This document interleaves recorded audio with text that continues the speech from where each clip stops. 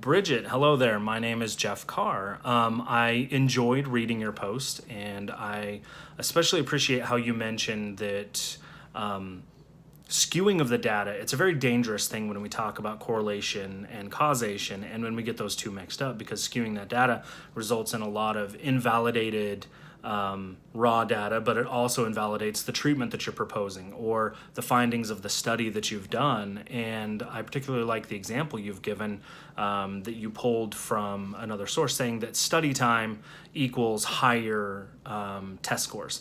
And what we have to consider are that there are many other variables that could impact that test score. I remember when talking about taking the COMPS, the comprehensive exam for my master's in counseling, we talked about the different things that can impact us taking a test. We can study and study and study and study and do it all the right ways, but they're the variables that can significantly impact whether or not our score is high or low. How we do on a test include how cold is the room that we're in, how much sleep did I get the night before, did I cram, what did I have for breakfast, did I eat anything, am I hungry when I'm going in, am I dealing with any kind of trauma, do I have test anxiety, do I have any other underlying conditions which could be physical or mental that could also be impacting this, stress levels, blood sugar levels, high blood pressure.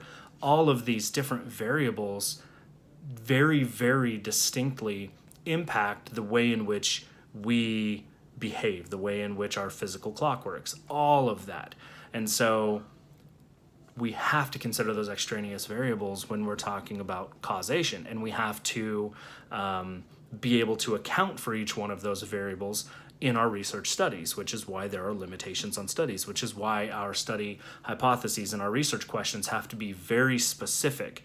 There's a broadness to it when we think globally or when we generalize it to bigger populations, but ultimately we have to be very specific with the information that we're looking at. Otherwise, we are talking about correlation and not causation. And if your goal is to talk about correlation, then it's a lot easier to look at those extraneous variables and not necessarily discount them.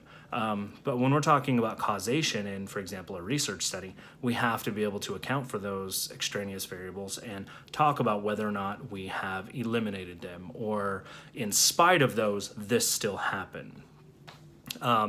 Most especially loved your comparison to the ever popular ice cream to crime comparison. And we hear that constantly in just about every class we ever take.